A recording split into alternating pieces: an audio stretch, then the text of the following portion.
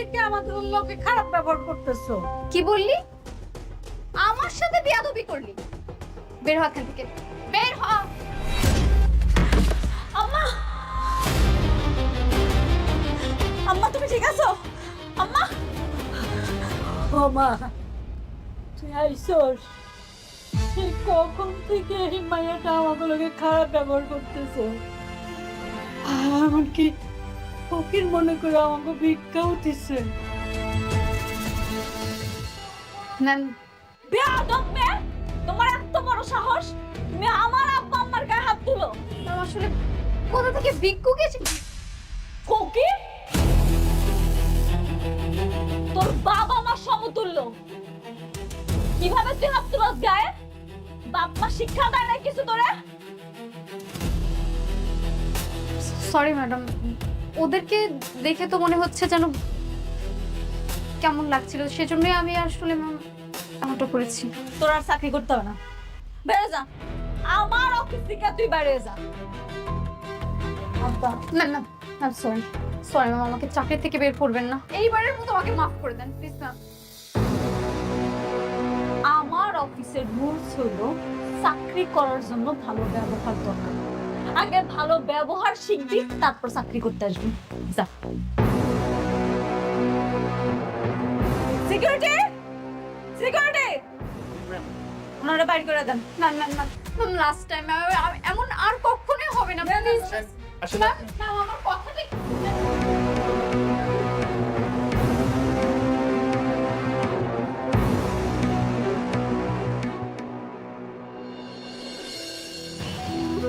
আম্মা, আব্বা, তোমরা আমারে মাফ করে দাও।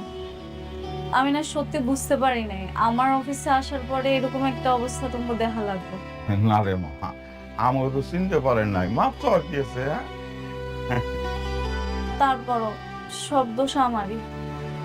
আচ্ছা ঠিক আছে, চলো আমরা কিছু ভাবুনি, আসো।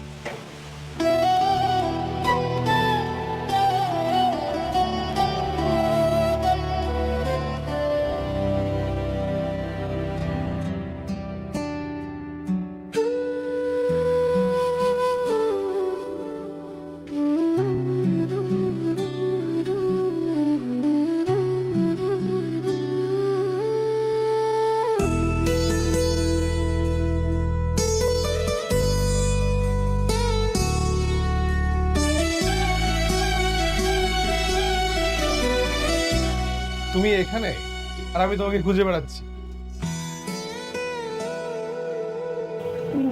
তুমি এখানে কেন? তার আগে বলো তোমার ফোনে কি হয়েছে? তোমাকে কলে পাচ্ছি না, কালকে একটু কথা হলো তাও তুমি ঠিকভাবে কিছুই বলোনি। কি হয়েছে তোমার? কিছুই হয়নি, অনেকের জন্য খারাপ লাগছে। মেঘলা ওকে ক্ষমা করছে না দেখে সবকিছু ছেড়ে ও বস্তিতে পড়ে আছে। আবার দেখো আমার কাছেও ফিরে আসছে না। তো এটা নিয়ে রাগ করার কি আছে, তো কান্না করার কি আছে? হ্যাঁ, তুমি তো জেনে শুনে আগুনে ঝাঁপ দিয়েছিলে, তাই না? ও সরি, আমরা তো কেউ আগে থেকে জানতাম না যে অনেক আগে একটা বিয়ে করেছে। আমি এখন কি করব? আমি কিচ্ছু বুঝতে পারছি না, না পারছি ওকে ছাড়তে, না পারছি আগলে রাখতে। এই দুটোর মাঝখানে না আমি একদম পুরো ছাই হয়ে যাচ্ছি। একটা কথা বলবো? বলো। আমি জানি না আসলে তুমি কথাটা বললে কিভাবে নিবে। নিশ্চিত তুমি অনেককে ছেড়ে দাও, ডিভোর্স দিয়ে দাও। এভাবে বাঁচা যায় না, এই বাস্তবতা অনেক কঠিন, তুমি বুঝতেছো না। এই অনিক, তোমার কি মনে হয় অনিক তোমাকে ভালোবাসে? না, অনিক তোমাকে ইউজ করছে। আর যে মানুষটা তোমাকে ভালোই বাসে না, তার দুয়ারে ভালোবাসার ভিখারি না হয়ে বরং যে তোমাকে ভালোবাসে তার হাতটা ধরে কাছে টেনে নাও, অনেক ভালো থাকে, অনেক সুখে থাকে। আমি জানি সাব্বির তুমি কি বলতে চাও। তুমি যে আমাকে মন থেকে পাগলের মতো ভালোবাসো এটা আমি জানি, কিন্তু সাব্বির আমি যদি তোমাকে ভালোই বাসতে পারতাম তাহলে অনেক আগেই তোমাকে বিয়ে করতাম। আমি শুধুমাত্র অনিককে ভালোবাসি, আর আমার মৃত্যুর আগ পর্যন্ত আমি শুধুমাত্র ওকেই ভালোবেসে যাব। ঠিক আছে, আমি না হয় তোমার জীবনের ওই রেল লাইনের দুটি সমান্তরাল রেখার মতো হয়ে থাকে, যারা এই শহর থেকে চলে যায় কিন্তু কখনো এক হতে পারে না। কখনো কেউ কাউকে স্পর্শ করতে পারে না। তোমার কথা আমার সবসময় মনে থাকবে। এটাই আমার বরং পাওয়া। আচ্ছা, আমি গেলাম, আমার যেতে হবে, এখন না গেলে সমস্যা হবে। শোনো, অনেকের সঙ্গে যদি তোমার দেখা হয় আমার কথা বলো। ঠিক আছে।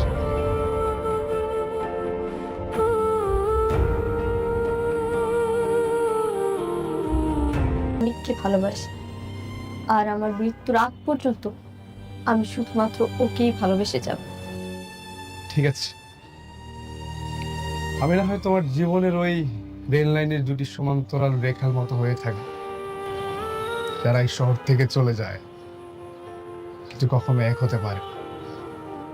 কখনো কেউ কাউকে স্পর্শ করতে পারে না। তোমার কথা আমার সবসময় মনে থাকবে। এটাই আমার বরং পাওয়া। আচ্ছা, আমি গেলাম, আমার যেতে হবে, এখন না গেলে সমস্যা হবে। শোনো,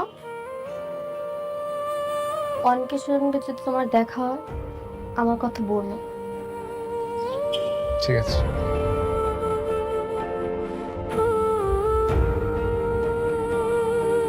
Wow, what an incredible episode! Hit that big subscribe button and leave a comment below.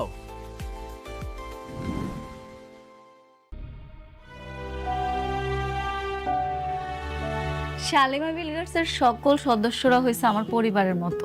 আর যেহেতু আজকে একটা পারিবারিক অনুষ্ঠান, আমার আব্বা আম্মার বিবাহ বার্ষিকী, তাই আপনাকে সবাইরে আমি ডাকাইছি। আপনারা আসছেন, আমি অনেক খুশি হয়েছি।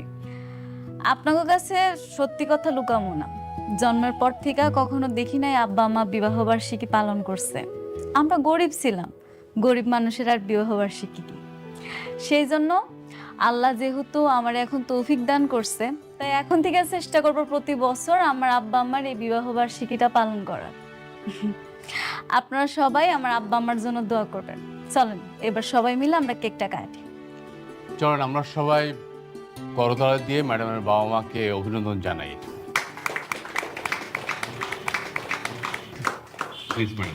আব্বা, আম্মা, happy anniversary, happy anniversary.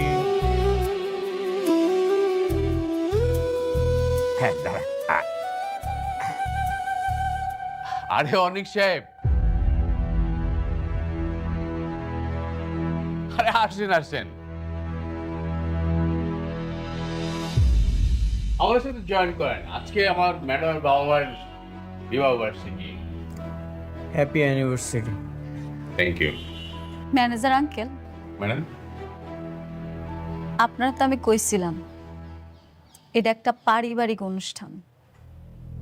Shalimar বিল্ডার্সের প্রত্যেকটা সদস্য আমার পরিবার। আমার আব্বা আম্মার এত বড় একটা দিনে আপনি বাইরের মানুষকে কেমনে আমন্ত্রণ করলেন, একটা বড় জিজ্ঞেস করলেন না? ম্যাডাম,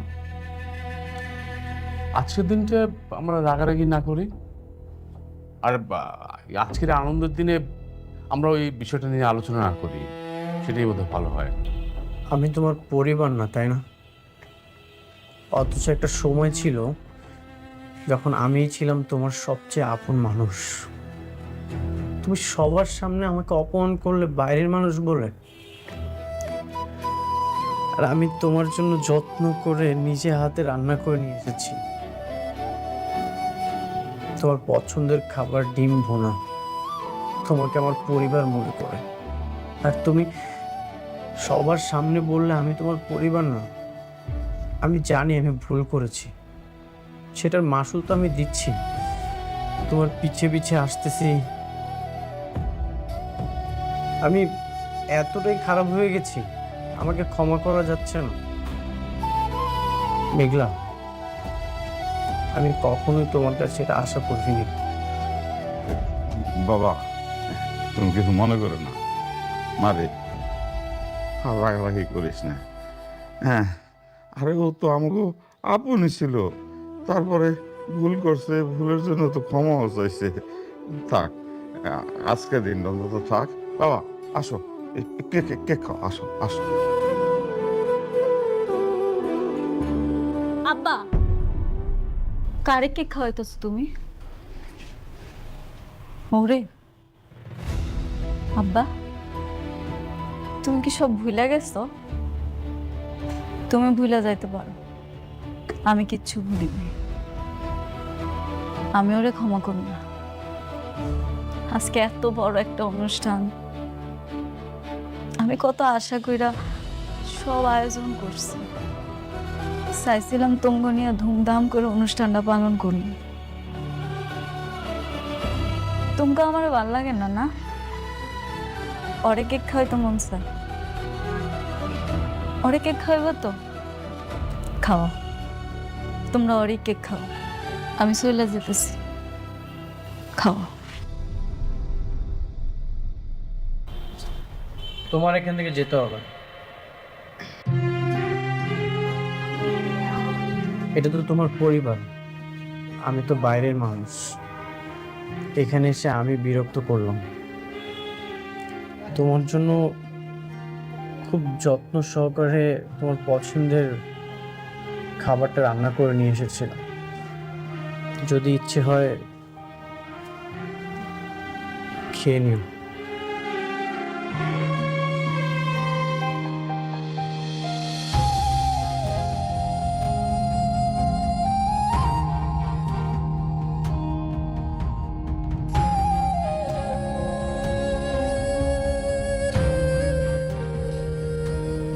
নীলা, আমাদের তো বিয়ের দিন একদম সামনে চলে আসছে, কিন্তু আমরা তো এখনো বিয়ের কোনো প্ল্যানিংই করলাম না।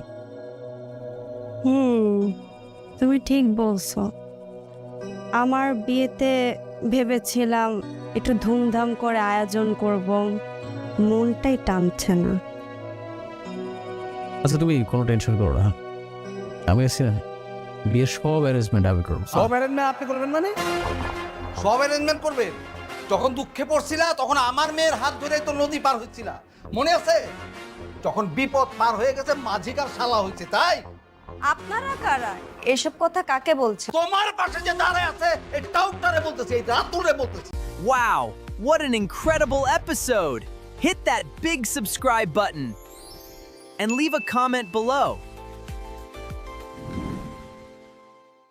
এই রাতুলের কথা ছিল আমার মেয়ের এসে বিয়ে করবে, সেটা সে না করে আমাদেরকে এই বাড়ি থেকে বের করে দিয়েছে। এই আপনি চিল্লাচ্ছেন কেন? আপনাদেরকে না আমি বলছি যে আপনারা আবার কখনো আর চোখের সামনে আসবেন না। কেন আসবো না? তুমি আমাকে লগে এত বড় একটা বেইমানি করতে পারলা? আর তোমার কথা মতো আমাকে আত্মীয় অনেক অনেকের সাথে বেইমানি করছি, আর সেই তুমি আমাকে রাস্তা ছেড়ে মারলা। শুনেন, আপনাদের কপাল ভালো যে আমি আপনাদেরকে পুলিশে দেয় নাই। যারা নিজের আত্মীয়র সাথে বেইমানি করতে পারে তারা আমার সাথে বেইমানি করবে না, তার কোনো গ্যারান্টি আছে? রাতুল, তুমি নাকি এই মেয়েকে বিয়ে করতে যাচ্ছ? হ্যাঁ। তাহলে সেদিন যে আমাকে নিয়ে বস্তিতে গিয়েছিলে, আমাকে কথা দিয়েছিলে অনেকের নামে মিথ্যা অপবাদ ছড়ালেন তুমি আমাকে বিয়ে করবে, তাহলে এখন এই মেয়ে? রাতুল, তুমি এই মেয়েকে নিয়ে সেদিন বস্তিতে গিয়েছিলে? কি বলে এসব? আরে বুঝো না, আমি তো অনেককে ফাঁসানোর জন্য ওকে ব্যবহার করেছিলাম। ও তো একটা নষ্ট মেয়ে। এই আপনারা তো আচ্ছানি মুখারাম। অনেক যখন আপনাদেরকে বাসার থেকে বের করে দিয়েছিল তখন আমি রাতুল রাজ আপনাদেরকে আশ্রয় দিয়েছিলাম, ভুলে গেছেন? আমিও অত কথা জানি না, তুমি আমার মেয়েকে বিয়ে করবে কিনা সেটা বলো। প্রশ্নই আসে না। দেখো রাতুল, আমার কথাটা শোনো। সবাই জানে যে আমার মেয়েকে তুমি বিয়ে করতে যাচ্ছ। এখন যদি তুমি আমার মেয়েকে বিয়ে না করে অন্য আরেকটা মেয়েকে বিয়ে করো, সমাজে আমি মুখ কি করে দেখো? তুমি আমার মেয়েটার জীবন এইভাবে নষ্ট করে দিতে পারো না। আমার মেয়েটার জীবন নষ্ট তো করছোই, কদিন পর তো এই মেয়েটার জীবনও তুমি নষ্ট করবা। আমাকে নিয়ে আপনাদের ভাবতে হবে না, আপনারা এক্ষুনি আমার বাসা থেকে বের হয়ে যাবেন, না হলে না হলে ঘাট ধাক্কা দিয়ে বের করে দেবো। না, যাবো না। আমার মেয়ের সাথে তোমার বিয়ে হইব, তারপর আমরা এখান থেকে যাবো। তুমি আমাকে ঘাট ধাক্কা দিয়ে বাড়ি থেকে বের করে দেবে? হ্যাঁ, আমি বুঝতে পারছি আপনারা আসলে ভালো কথার মানুষ না, আপনাদেরকে কাজে প্রমাণ দিতে হবে। যান বেরোন।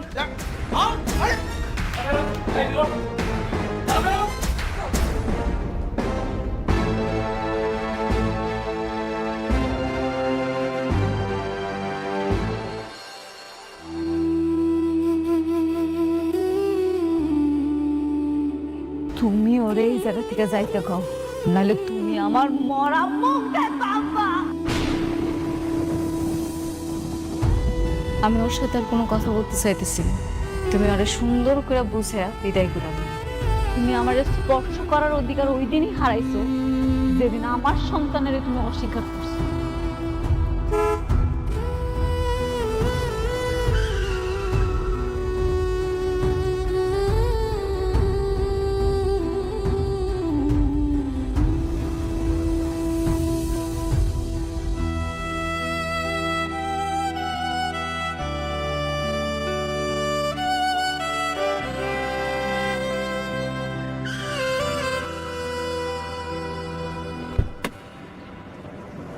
অনেক কি হয়েছে তোমার? তুমি এরকম পাগল মতো হাঁটছো কেন? আর একটু হলে তো গায়ে নিচে পড়তে তুমি। আমার না আসলে মারা যাওয়া উচিত। জীবনটা কেমন জানি, জীবন তো লাশ হয়ে গেছে। এর চেয়ে তো রাস্তার মাঝপথে শেষ হয়ে যাওয়াই ভালো। বেঁচে থাকার এই আজাব থেকে অন্তত তো মুক্তি পেতাম। অনেক তুমি এসব কি বলছো? হ্যাঁ, তুমি একটা ছেলে মানুষ, তুমি এভাবে ভেঙে পড়লে হবে? হ্যাঁ হ্যাঁ, তুমি একটা ভুল করছো। তুমি মেঘলার কাছে গিয়ে মাপ চেয়ে নাও, তাহলে তো সে তোমাকে মাফ করে দেয়। মাফ করে দিলেই কি আর আমাদের সন্তান ফিরে আসবে? ফিরে আসবেন? মেঘলার চোখে ঘৃণা মুছে যাবে? মেঘলা এখন আর আমাকে মানুষ মনে করে না, ও এখন যেটা মনে করে জন্তু জানো। ও যখন আমাকে দেখে তখন আমাদের সন্তানের কথা ওর মনে পড়ে। অনেক আমি তোমার ব্যাপারটা বুঝতে পারছি, কিন্তু তোমার কি এখনো বিশ্বাস হয় না যে মেঘলা তোমাকে ভালোবাসে?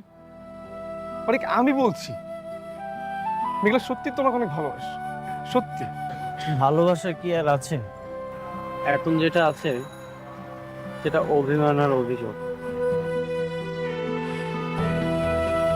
আমি যখন মেঘলার সামনে যাই, Wow, what an incredible episode! Hit that big subscribe button and leave a comment below. ও আমাকে আমাদের সন্তানের খুনি মনে করে। এমন একটা জায়গায় কখনো কি প্রেম ফিরে আসে? অনেক তাই বলে তুমি এভাবে বস্তিতে পড়ে থাকবে? হ্যাঁ, এটা কি কোনো সমাধান হতে পারে? আর তুমি নিজের কি একটা অবস্থা করে ফেলছো? হ্যাঁ বলো। সমাধান তো এখন আর আমার হাতে নেই। আমার জীবনের সকল চাবিকাঠি, সব কিছু রাতুল চুরি করে নিয়ে নিয়েছে। এখন আর কিছুই নেই আমার। এখন শুধু অপরাধের ভারটাই বয়ে বেড়াচ্ছি। জানো সাব্বির, আমি যখন আয়নার দিকে তাকাই তখন না আমি আমাকে চিনতে পারি না। বারবার শুধু মনে হয় অনেক অনেক আগেই মারা গেছে। এখন শুধু জীবনটা লাস্টটা বয়ে বেড়াচ্ছি। দেখো অনেক, এসব পাগলামি ছাড়ো, চলো আমার সাথে চলো, আমি তোমাকে দিয়ে আসি। চলো। না, আমি একা থাকতে চাই। আমার নিজের সাথে নিজের লড়াইটা এখনো শেষ হয়নি। তুমি যাও।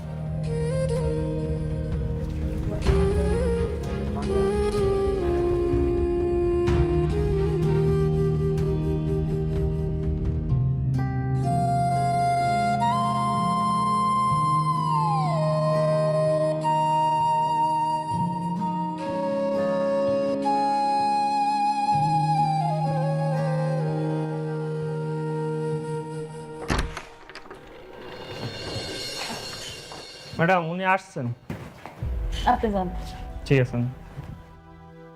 সাব্বির দেখি তা কি মতলবে আমার এখানে? কেমনে সাহায্য করতে পারি শুনি? আমি এখানে কোনো সাহায্য নিতে আসিনি, আমি অনেকের বিষয়ে কিছু কথা বলতে আসছি। আমি তোমার আগেই বলছি আমি অনেকের ব্যাপারে কোনো কথা শুনতে চাই না। কেন শুনতে চান না? আপনার শুনতে হবে।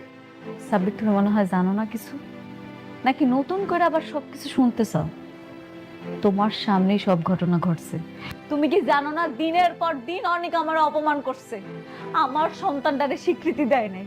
আমার সন্তানটা মৃত্যুর পিছনে শুধুমাত্র ওই দেয়, আমার জীবনটা ছারখার করে ফেলাইছে। তারপর আবার জিজ্ঞেস করতেছো কেন ওর কথা শুনতে চাই না আমি? হ্যাঁ আমি জানি, আমি সব কিছুই জানি, কিন্তু আপনি একটা বার চিন্তা করেন তো, একটু অনেকের জায়গায় এসে চিন্তা করেন না। একটা ছেলে যখন ডাক্তারের কাছে গিয়ে ডিএনএ টেস্ট করে দেখবে তার স্ত্রীর যে সন্তান সেটা তার না, তখন তার মানসিক অবস্থাটা কেমন হতে পারে একটু চিন্তা করে দেখেন না। পৃথিবীর কোন ছেলেটা তার ওয়াইফকে অস্বীকার করবে না? এই যে আমি হলে কি করতাম? আমি অস্বীকার করতাম না? না, অস্বীকার করতাম না। কেন করতাম না জানো? কারণ তুমি বিশ্বাস করতা। অনেকের বিশ্বাস করানোর দরকার আছিল যে আমি অনেকের পাগলের মতো ভালোবাসি। আমি এত খারাপ মাইয়া না যে অনেকের ছাড়া অন্য কোথাও যাবো। অবিশ্বাস? আর অনেকে আপনাকে অনেক বিশ্বাস করতো, কিন্তু ঝামেলাটা তো করছে ওই রাতুল। রাতুল যদি টাকা দিয়ে রিপোর্ট চেঞ্জ না করতো তাহলে আপনাদের দুজনের এই পরিণতি হতো না। আরে রাতুল রিপোর্ট চেঞ্জ করে ফেলাইছে, এই জন্য সবকিছু হয়েছে। কেন অনেক পারতো না? দুনিয়াতে কি সব ডাক্তার মরে গেছে? অনেক পারতো না অন্য জায়গায় টেস্ট করাইতে? করায় নাই। অনেক আমারে অবিশ্বাস করছে। আপনি সে বারবার একই বিষয় নিয়ে তর্ক করছেন। শুনুন, আমি আপনাকে একটা কথা বলি, আপনাদের সন্তানের মৃত্যুর জন্য আপনি আর অনেক দুজনই দায়ী। মানে আপনি সাবধান হননি। আপনার গর্ভের সন্তান ছিল, আপনার উচিত ছিল তখন আপনার এই বাড়িতে চলে আসা, কিন্তু আপনি আসেননি। আপনি অবহেলা করছেন। আপনার এই অবহেলার কারণে আপনার সন্তান রাস্তায় অ্যাম্বুলেন্স হয়ে মারা গেছে। আসলে অনেকে আপনাকে অনেক ভালোবাসে বলে সেই বস্তিতে গিয়ে পড়ে আছে। আরে বৃষ্টি তাকে বারবার নেওয়ার জন্য চেষ্টা করছে, কিন্তু সে যাচ্ছে না। কেন যাচ্ছে না? আপনার জন্য। আর সে আপনি তাকে বারবার দূরে ঢেলে দিচ্ছেন। কেন? আমি কি নিষেধ করছি? না, আমি এখন পথে কাটা হইয়া দাঁড়াইছি।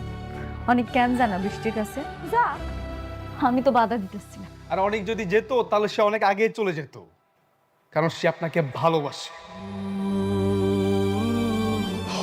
Wow, what an incredible episode! Hit that big subscribe button and leave a comment below. ও, আপনাকে তো বলা হয়নি, আজকে আমি অনেকে যে অবস্থা দেখছি আমার মনে হয় না বেচারা আর বেশি দিন বাঁচবে। কি? কেন? অনেকের আবার কি হয়েছে?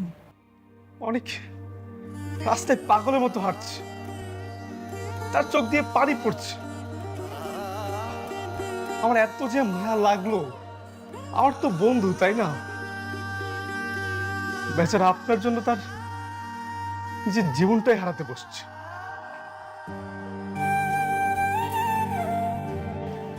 মারে অনেকটা তুই মাফ করে দে।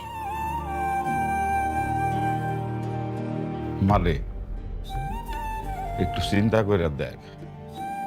জানি অনেক ভুল করছে, কিন্তু আমরাও তো ভুল করছি, তাই না? আমার মনে হলো আপনাকে কথাগুলো বলা দরকার, তাই আমি বলতে আসছি। দেখুন, এখন চুপ করে বসে থাকার সময় না। এসব রাগ অভিমান সবকিছু ভুলে কাছে যাওয়ার সময়। দেখুন, বাকিটা আপনার ইচ্ছে।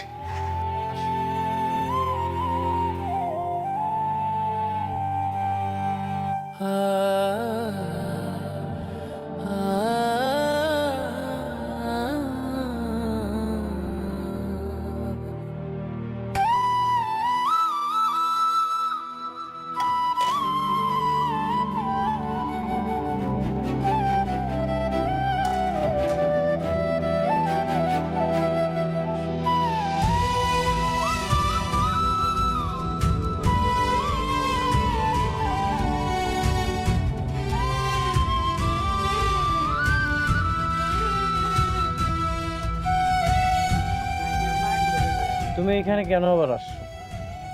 তোমাকে না বলছি এই বস্তিতে আর কখনো আসবে না? কেন আসবো না? তুমি আমার হাজবেন্ড, তোমার উপর আমার অধিকার আছে। আমি এখানে বারবার আসবো। কেন বুঝতে পারছো না? আমার এই জীবনটা এখন অন্যরকম হয়ে গেছে। এই জীবনে আমি কোনোভাবেই তোমাকে জড়াতে চাই না। চাও না মানে? আমি কই যাব? আমি তোমাকে ছাড়া কোথাও যাব না। একটা কথা বলবো? বলো। Wow, what an incredible episode! Hit that big subscribe button and leave a comment below.